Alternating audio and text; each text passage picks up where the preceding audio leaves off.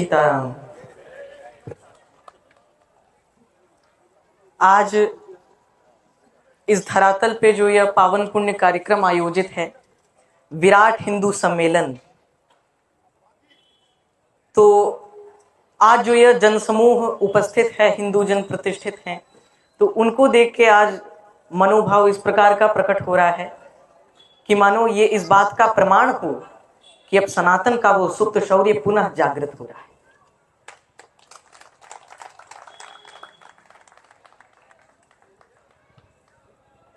और गौर करिएगा कि वही चैतन्य कभी ऋषि दधीची की हड्डियों में होता था और वही तेज कभी भीष्म पितामह की उस परम अडिग और अटल प्रतिज्ञा में होता था, जो तेज और चैतन्य आज मुझे आप सब में दिख रहा है।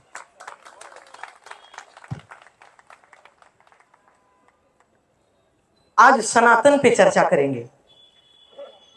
सनातन धर्म से अभी बहुत लोग आज के समाज में अपरिचित हैं। मैं बहुत लोगों से मिला तो हिंदुत्व पे प्रश्न खड़ा करते हैं, पूछ रहे हैं कि हिंदुत्व अस्तित्व रखता है, इसका प्रमाण क्या है? सनातन पुरातन है, इसका प्रमाण क्या है? तो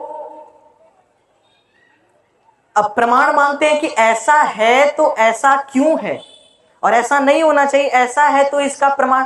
अब प्रमाण भी दे दे तो तर्कों की बौछार लगा देते हैं, तर्कों की सीमा है नहीं। तो इसीलिए आज उन प्रकार के लोगों के लिए यह चर्चा है कि सनातन की अखंडता अक्षुण्ण है, ये अडिग है, ये अटल है, और इसको किसी प्रमाण या फिर परिचय की आवश्यकता नहीं है। इसको तो बस एक ही शब्द से संबोधित किया जा सकता है कि जब विश्व अज्ञान तिमिर के अंधकार में मौन खड़ा था, तब मेरे सनातन ने, तब मेरे भारतवर्ष ने उस सभ्यता का पाठ पढ़ाया। सनातन तो अवर्णनीय है, जहां तक व्याख्या की जाए वो कम है। आप ऐसे समझ सकते हैं कि सनातन के एक हाथ में शस्त्र है तो दूसरे हाथ में शास्त्र है। ये सनातन है, ये अपने में ही ब्रह्मास्त्र है। इसने धर्म को परमार्थ समझा और कर्म को पुरुषार्थ समझा। ये वीरों की धरती है कि जो जग को पावन करती है, और ये झुकता है तो भक्ति में, ये उठता है अनुरक्ति में, सारा ब्रह्मांड सिमट जाता है इसकी छोटी सी शक्ति में। और आज मुझे कुछ बलिदानी वीरों के नाम स्मरण में आ रहे हैं, तो जैसे जैसे मैं नाम लूंगा वैसे वैसे मुझे गर्जना के समान एक जय श्री राम की ध्वनि आप लोगों से सुनाई देनी चाहिए। इतनी जोर से होनी चाहिए कि राष्ट्र माता को भी आज पता चल जाए कि उसका कोई पुत्र भी धरातल पे जिंदा है। तो सबसे पहला, प्रत्येक नाम के आगे जय श्री राम लगाना है। सबसे पहला मैं नाम लेना चाहूंगा छत्रपति शिवाजी महाराज। सुंदर, एक ऐसे व्यक्तित्व कि जिन्होंने हिंदवी स्वराज्य से क्रांति छेड़ दी और इतिहास की पलट डाला। दूसरा, महाराणा प्रताप। अरे वो मेवाड़ के मारतंड कि जिन्होंने भाला फेंक के चपला को तक लज्जित कर दिया था, कि चढ़चेतक पर तलवार उठा रखता था भूतल पानी को, राणा प्रताप सिर काट काट करता था सफल जवानी को। एक प्रतिष्ठित कवि के द्वारा लिखित रचना है। और अभी जो मैं अंतिम नाम लेने जा रहा हूं, वो नाम किसी वीर का नहीं है, वो नाम किसी वीर का नहीं है, बल्कि वो नाम एक वीरांगना का है, मातृशक्ति। और वो कौन है, उस पे ध्वनि थोड़ी तेज कर दीजिएगा। रानी लक्ष्मीबाई। वो एक बार वो दृश्य स्मरण करिए कि जब एक परमेश्वरशालिनी महलों में रहने वाली रानी धर्म को बचाने के लिए रणचंडी का रूप धारण करती है,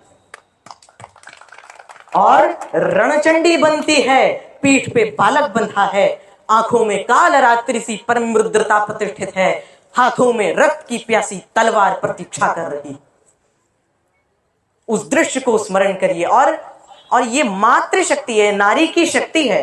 और क्षमा कीजिएगा लेकिन कटाक्ष करके ये कहना चाहता हूं कि नारी को भोग की वस्तु समझने वाले व्यक्ति थोड़ी लज्जा कर ले, क्योंकि वो भगवती स्वरूपा, उसको जगत जननी के रूप में देखेंगे तो ये प्रकृति भी आपके अनुकूल होगी।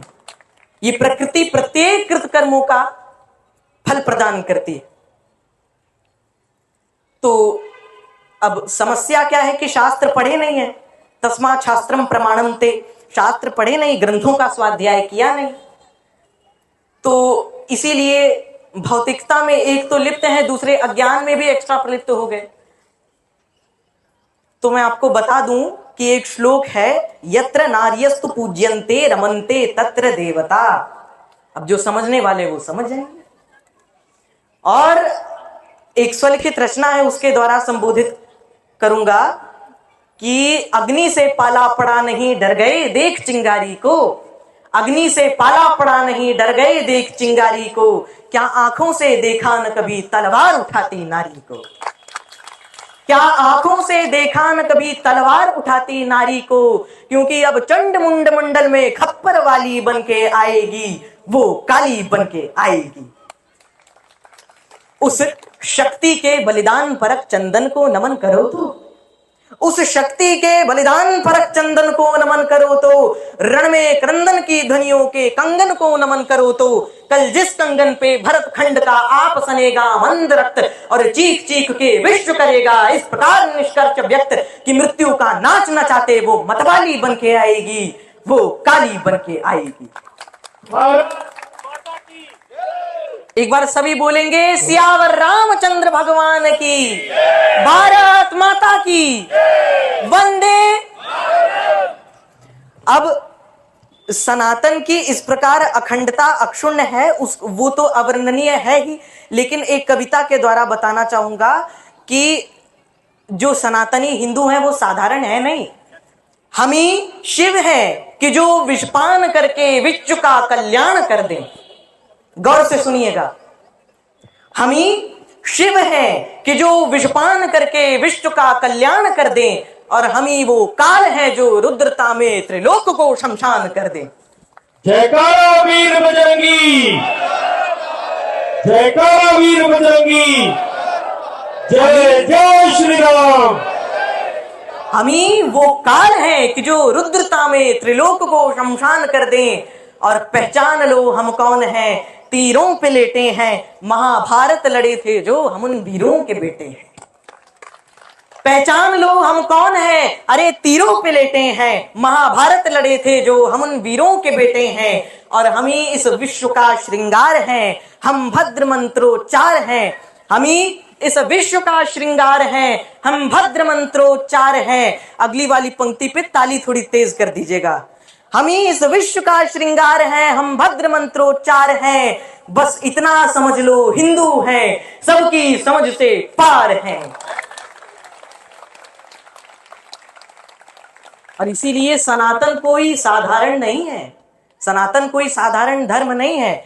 इसने आर्यभट्ट के रूप में शून्य दिया तो गणित मुस्कुराया, इसने अध्यात्म दिया तो आत्मा और परमात्मा का कनेक्शन हो गया, इसने योग दिया, आयुर्वेद दिया तो शरीर स्वस्थ हो गया। इसीलिए सनातन की महिमा। लेकिन आपको बताना चाहूंगा कि चर्चा यहीं पे समाप्त नहीं होती है। अब एक नए अध्याय की शुरुआत करते हैं, जो है प्रभु राम का चरित्र। अब प्रभु राम के चरित्र पे मैंने क्यों कहा, क्योंकि वाल्मीकि जी ने खुद सिद्ध किया है कि जिस सनातन की हम चर्चा कर रहे हैं वो सनातन प्रभु राम ही है। कैसे? तो रामो विग्रहवान धर्मः, राम विग्रहवान धर्म है और धर्म सनातन है। सनातन में सदाचार की शिक्षा देता है। और प्रभु राम ने श्री रामचरितमानस जो श्री तुलसीदास जी लिखते हैं उसमें राम के ही, श्री राम के ही चरित्रों को बताया गया है कि कैसे एक बेटा अपने पिता के वचनों को मानते हुए क्षण भर में वनवासी हो जाता है, कैसे एक भाई भाई भरत के संदेश से भाई भाई कैसा होना चाहिए, एक स्वामी को कैसा होना चाहिए, एक भक्त को, एक सेवक को, एक दास को कैसा होना चाहिए। और जैसे हम पंच परिवर्तन की चर्चा करते हैं तो उसमें कुटुंब प्रबोधन भी आता है कि परिवार संस्था को सुदृढ़ रखना बेहद आवश्यक है, जिसका साक्षात प्रतिमूर्ति उदाहरण है हमारा श्री रामचरितमानस। अच्छा, यदि गूढ़ता से विचार करें तो नारायण के अवतार प्रभु राम पे आधारित है श्री रामचरितमानस, और रामचरितमानस से जो हमें संदेश मिलते हैं, प्रभु राम ने मनुष्यों की तरह पृथ्वी पे अवतरित होकर लीला की है। तो एक बार गूढ़ता विचार करिएगा कि भगवान विष्णु पालनहार क्यों कहलाते हैं? भगवान विष्णु पालनहार क्यों कहलाते हैं? तो सबसे पहले यह समझते हैं कि ना भगवान शंकर ने पृथ्वी पे अवतार लिया, ना भगवान ब्रह्मा ने पृथ्वी पे अवतार लिया तो लिया केवल भगवान विष्णु ने, और वो भी एक दो बार नहीं बल्कि 24 बार। अच्छा, भगवान कृष्ण गीता में कहते हैं यदा यदा ही धर्मस्य ग्लानिर्भवति भारत अभ्युत्थानम धर्मस्य तदात्मानं सृजाम्यहम्। अब यहां पे गौर करिएगा कि भगवान का अपने राष्ट्र के प्रति परम प्रेम वर्णित है। जैसे भगवान ने रामावतार में यह संदेश दिया, जननी जन्मभूमिश्च स्वर्गात् गरीयसी, मां और मातृभूमि सब भले विस्मृत हो जाए पर ये दो चीजें कभी ना भूलना, ये रत्न के समान। तो जननी जन्मभूमिश्च स्वर्गात् गरीयसी इति रामावतार में, कृष्णावतार में यदा यदा ही धर्मस्य, तो इसको ऐसे समझें कि भगवान नारायण के ही केवल भक्त नहीं है, बल्कि भगवान नारायण भी एक भक्त हैं, दो लोगों के भक्त हैं। पहला अपने भक्तों के भक्त हैं और दूसरा इस राष्ट्र के भक्त हैं।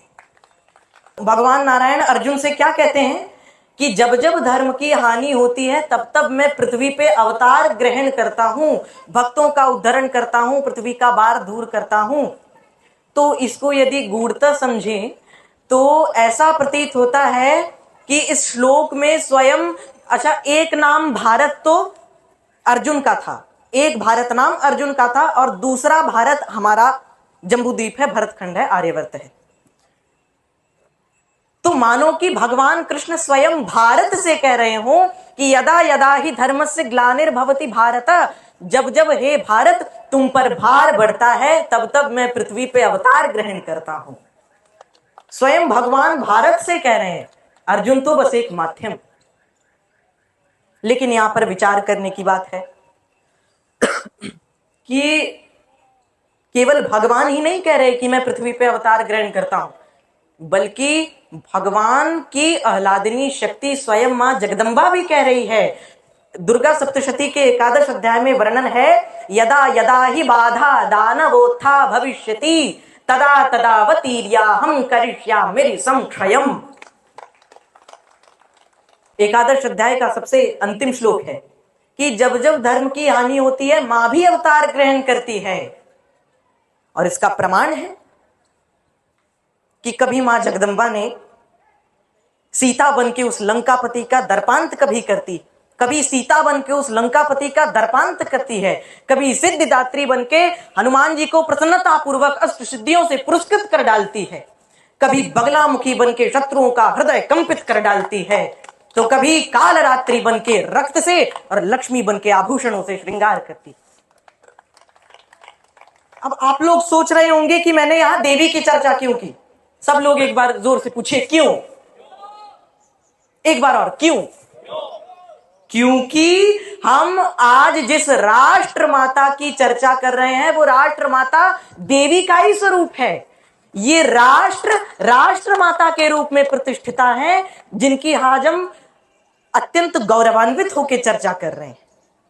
इस प्रकार भगवत चरणों में वाक्य पुष्पांजलि समर्पित करते हुए अभी हमें एक और कार्यक्रम में एक जगह जाना है, तो इसीलिए भगवत चरणों में वाक्य पुष्पांजलि समर्पित करते हुए आप सबसे आज्ञा लेता हूं, मंच को समर्पित करता हूं। जय श्री सीताराम। एक बार सभी जोर से बोलेंगे, सिंह की गर्जना के प्रकार से, इतने जोर से बोलेंगे कि आकाश भी छोटा पड़ जाए।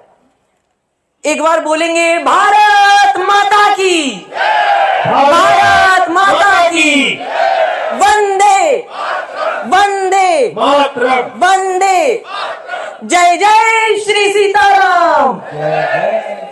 नमः पार्वती पतये हर हर महादेव।